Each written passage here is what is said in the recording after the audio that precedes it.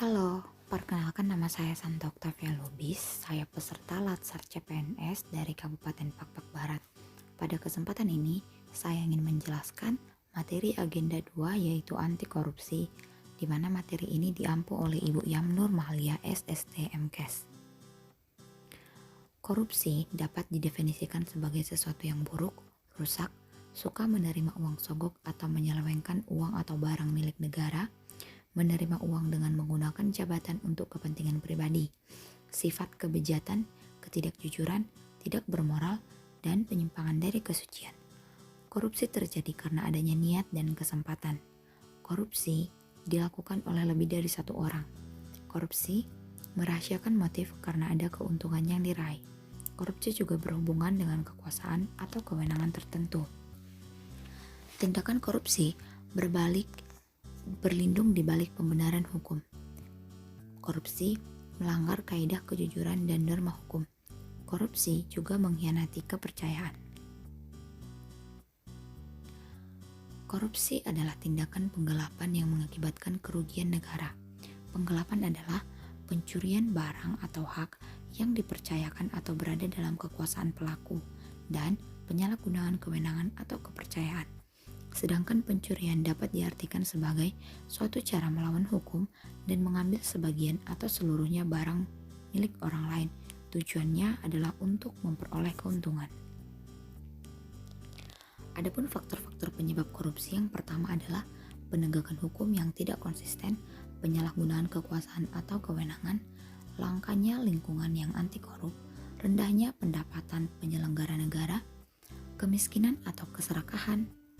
Keuntungan korupsi lebih besar daripada kerugian jika ditangkap, pemberian imbalan jasa, dan gagalnya pendidikan agama dan etika. Tindakan korupsi dapat dicegah dengan melakukan perbaikan pada sistem. Perbaikan pada sistem antara lain peraturan perundang-undangan, reformasi birokrasi, menegakkan etika profesi dan tata tertib lembaga, penerapan prinsip good governance, dan lain-lain. Sedangkan perbaikan pada manusianya adalah memperbaiki moral, meningkatkan kesadaran hukum, mengentaskan kemiskinan, memilih pemimpin yang bersih, jujur, dan anti korupsi.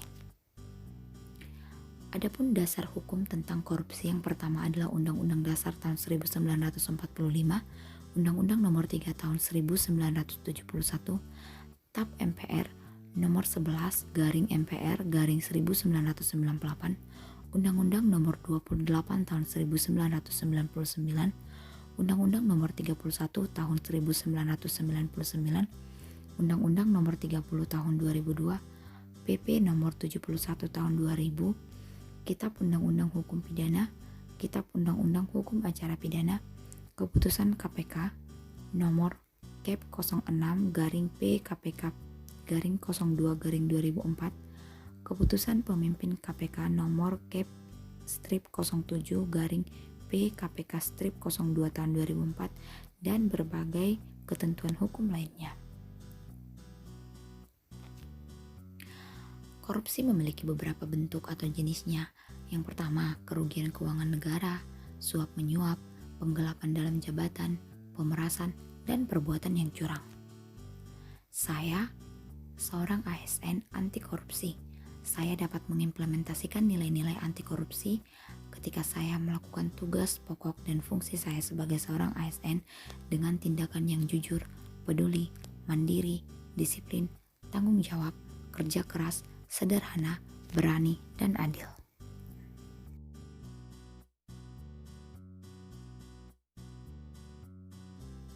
Nilai anti korupsi yang pertama adalah jujur.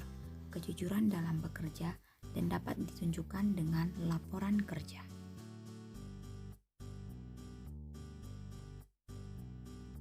Yang kedua adalah nilai disiplin, yaitu datang tepat waktu dan mengisi absensi di sekolah.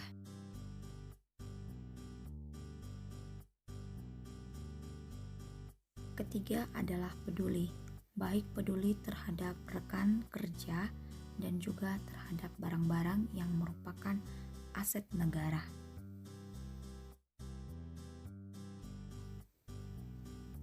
Keempat, Berani melarang teman sejawat untuk mengambil aset sekolah hanya untuk kepentingan pribadi.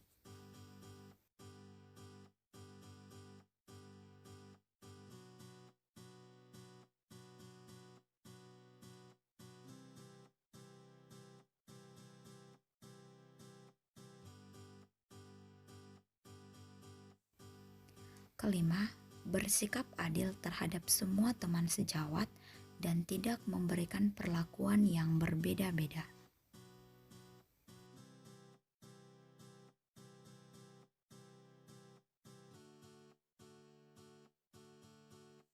Enam, mandiri, yaitu sikap yang ditunjukkan dengan mengerjakan tugas pokok tanpa harus diperintah terlebih dahulu oleh atasan. 7. Bekerja keras untuk memberikan pelayanan publik yang terbaik. 8. Berangkat kerja dengan berpenampilan sederhana dan sesuai dengan ketentuan. 9. Bertanggung jawab atas seluruh tugas pokok dan fungsi seorang guru di sekolah.